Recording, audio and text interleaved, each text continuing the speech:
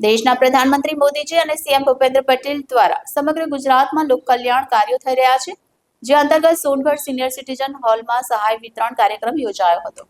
સોનગઢ નગરપાલિકા દ્વારા senior citizen hall ખાતે શહેરી વિકાસ 2025 ઉજવણીના ભાગરૂપે પીએમ સ્વનિધિ લોક કલ્યાણ મેળાનું ભવ્ય આયોજન કરવામાં આવ્યું હતું। આ કાર્યક્રમમાં સોનગઢ નગરપાલિકાના પ્રમુખ સારિકાબેન પાટીલ, આરોગ્ય અધ્યક્ષ રાજેન્દ્ર ભાવસાર, મહિલા બાળ વિકાસ સમિતિના અધ્યક્ષ સંગીતાબેન પાટીલ, આકારણી અધ્યક્ષ કિશોરભાઈ ચૌધરી, દંડક વિજયભાઈ વસાવા તથા જિલ્લા કક્ષાના LDM Shri Songadh state bank of ઇન્ડિયાના મેનેજર, બેંક ઓફ બરોડાના મેનેજર, યુનિયન બેંક ઓફ ઇન્ડિયાના મેનેજર તથા નગરપાલિકાના પદાધિકારીઓ તથા તમામ કર્મચારીઓ ઉપસ્થિત રહ્યા હતા। કાર્યક્રમની શરૂઆત દીપ પ્રગટાવાથી કરવામાં આવી હતી। ત્યારબાદ મહાનુભાવોનું સ્વાગત કરવામાં આવ્યું હતું અને ત્યારબાદ લોક કલ્યાણ મેળો ખુલ્લો મૂકવામાં આવ્યો। મેળામાં નાગરિકોને સરકાર દ્વારા ચલાવવામાં આવતી વિવિધ યોજના હેઠળ આપવામાં આવી અને પીએમ સ્વનિધિ યોજના દ્વારા મળતા તમામ લાભની માહિતી નગરપાલિકા કચેરી અધ્યક્ષ શ્રીમતી મનીષાબેન પાટીલ દ્વારા વિગતવાર આપવામાં આવી અને તેની સાથે મેળામાં 3,20,000ની લોન મંજૂર કરી શેરી ફેરિયાઓને ચેક વિતરણ કરવામાં આવ્યા। શેરી ફરિયા અને સીધી રીતે લાભ મળે તે માટે મેળામાં માર્ગદર્શન આપવામાં આવ્યું। ભવિષ્યમાં આવા મેળા યોજાય તે માટે શહેરી ફેરિયામાં વધુ ઉત્સાહ જોવા મળ્યો હતો। Reporter Bindeshwari Shah, city gold news, Tapi. લોકોને આ લોન એક આશીર્વાદ રૂપ સાબિત થઈ। એ પછી બીજે તબક્કે 20,000, ત્રીજે તબક્કે 50,000 આવી રીતે લોન આપીને શેરી ફેરિયાઓને પગભર કર્યા છે।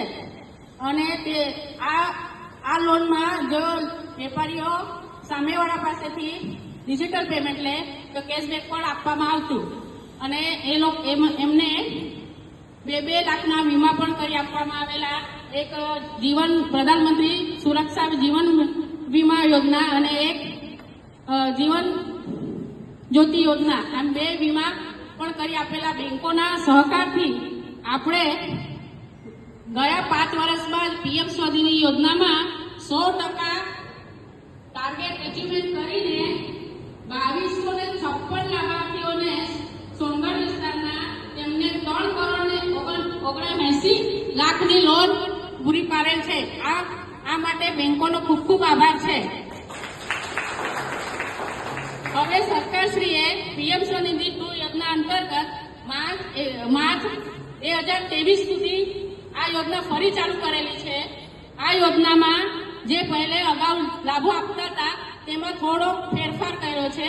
જેમ કે 10,000ની લોનમાં હવે 15,000 મળશે, 20,000ની લોનમાં હવે 25,000 મળશે અને 50,000ની લોન એ એક પ્રમાણે યથાવત છે, 50 જ મળશે।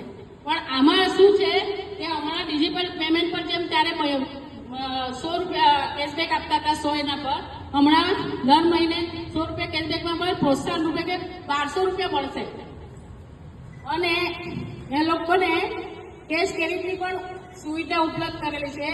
એ કેશ કેરી યોજનામાં તમને 30,000 સુધી તમને એ કેશબેક મળશે। પણ એમાં એ કેશ કેરીનો ઉપયોગ જે તે શેરી ફેરિયાઓ એનો લિમિટ કેવી રીતે એને પહેલી લિમિટ જે વ્યવસ્થિત કરશે એમને પહેલે 10,000ની કેરી વાપરવામાં આવશે, પછી 20, 10 બીજા 10, પછી 30 એમ કરીને તમારે આ કેશ કેરીનો ઉપયોગ કરવાનો છે। પણ ફક્ત ધંધા માટે નહીં કે તમારા અંગત કોઈ કેશબેક આમ તમે રોકડા લઈ શકો નહીં, પછી કંઈ ફરવા મૂકવા બહાર જાઓ તેમાં નહીં। આ ફક્ત કાર તમને ભારતમાં જ ચાલશે, એમાં તમે ઉપયોગ કરી શકશો। આ તમારા માટે કેશ કેરી પણ એક સારું છે કે બેંકો આપણા પર આટલો વિશ્વાસ કરીને 30,000ની તમને લિમિટ આપે છે। પણ તમારું ફક્ત કરવાનું શું છે, તમારે નિયમિત લોનના હપ્તા ભરવાના છે। કારણ કે એમપીએ થાય તો આપણી કેરેટ બગડે, એટલે બેંકોને આ લોન આપવા બેઠી જ છે, પણ આપણે ઈમાનદારીથી હપ્તા ભરવાના છે।